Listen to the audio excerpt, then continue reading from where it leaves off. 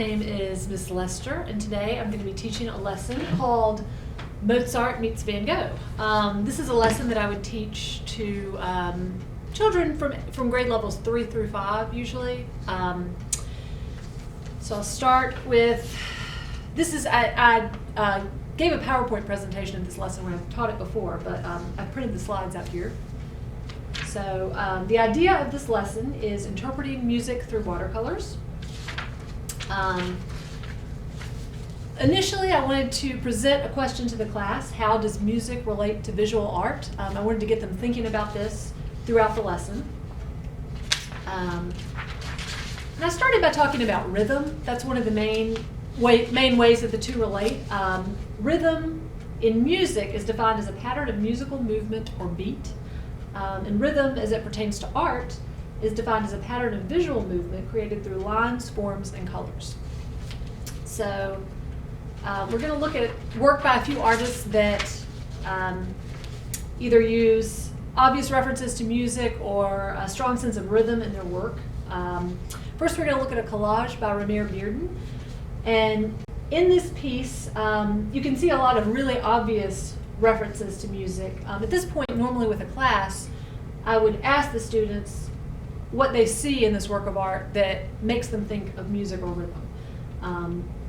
You can see a dancer here. There's rhythm in her movements.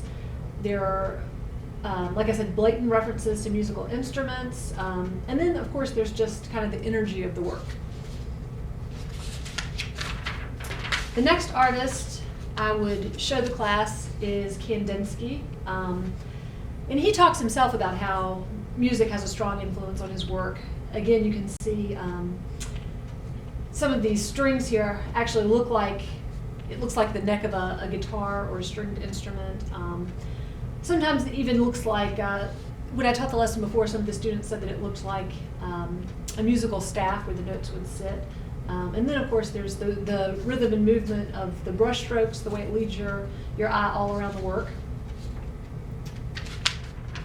And then finally, we looked at Jackson Pollock. And we looked at a piece of his art, but also there's an image here of Pollock painting in his studio.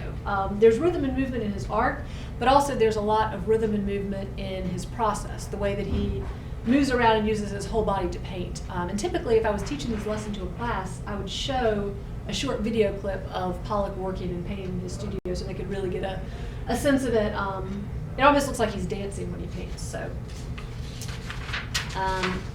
So then for this particular lesson, I wanted to play some music, different types of music for the students, and let them represent what they heard using watercolor. And I would ask them to think about the way that different techniques that they use could express what they're hearing. Maybe in color, if you hear, a loud, really vibrant sound, you would want to use reds and oranges, whereas maybe cool colors could represent a more mellow or subdued beat. And then the brush strokes, if you hear a lot of sharp drum beats, maybe they're more staccato type marks versus soft washes. So I would talk to them a little bit about the different techniques they could use.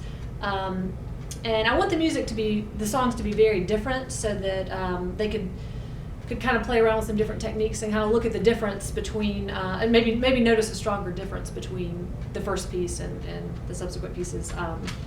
Okay, and when I teach this lesson to students, I like to use some very different types of music to give them, to let them experiment with some different types of techniques and responding to different sounds. And it's interesting to look at the work side by side and kind of see some of the differences.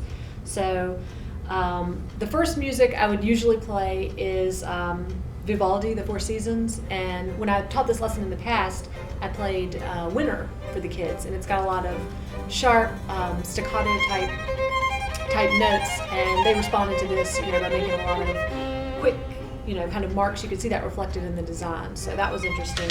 And then we moved on to Billie Holiday, which is much more smooth and mellow, and I saw a lot of that really showing up in their work. A lot more washes and softer, kind of bleeding colors. So it's interesting to see that. And the lesson is two-part. I want them to learn about relating art to music, But I also want them to be able to experiment with watercolors, try some different techniques, and explore the medium. So I want to do a little demo for them before they start with some of the different basic watercolor techniques. Okay, so when I was presenting my lesson, I went through the different watercolor painting techniques a little bit, but I want to demonstrate them now. And if I was teaching the lesson to children, I would definitely demonstrate these. And these are just some basic techniques that they can experiment with to get them started. There are definitely more, but this is a good, I think, starting point. So the first technique I'm going to demonstrate is a dry brush technique, which, as I said, is just painting on a dry sheet of paper. And this is pretty straightforward, but basically I haven't wet this paper at all, and this is just making marks. And depending on the amount of paint in the brush, you can get different, effects, broken lines. It also depends on the brush you use.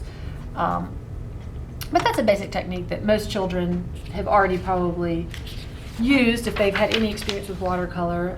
They may or may not have used wet into wet. This, I think, is a lot of fun, and I got a great reaction to this before when I taught the lesson. I think kids love to wet the paper and see that bleeding effect that they can get. And like I said, I encourage them to play around with this because that kind of unpredictability is what makes watercolors fun. You never know exactly what you're going to get.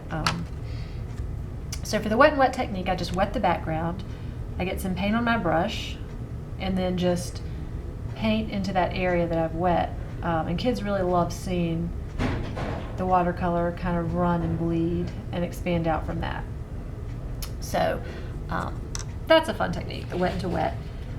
Then for covering broader areas, I showed them the flat wash technique, where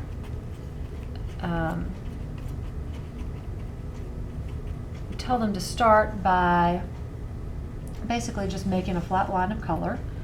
Get a little more paint on the brush, paint over the bottom edge of that while it's still wet, and you can just kind of blend that. Just kind of smooth out any seams that you see there. And the flat wash is also fairly straightforward. Another thing I'd encourage them to play around with, I'm going to give all of the kids tissues and tell them to play with watercolor as a subtractive process too, to kind of use the tissue to remove areas and create neat effects that way. And that's another thing the kids kind of like playing around with. So then the last technique is the graded wash. And in this one, as I explained before, the color starts out more saturated and then kind of fades out towards the bottom. So for this, they would just start by loading up their brush the same way they would for the flat wash, creating a streak of paint on the paper. Then I'll tell them to wash that out, and for the next time have just water on their brush. Go along the bottom there, kind of bleed it out, wash the brush again, go again along the bottom, and kind of just keep doing this until they've faded out. And that gives a neat effect too. So now I've given them a few techniques that they can play around with and hopefully use to respond to the music.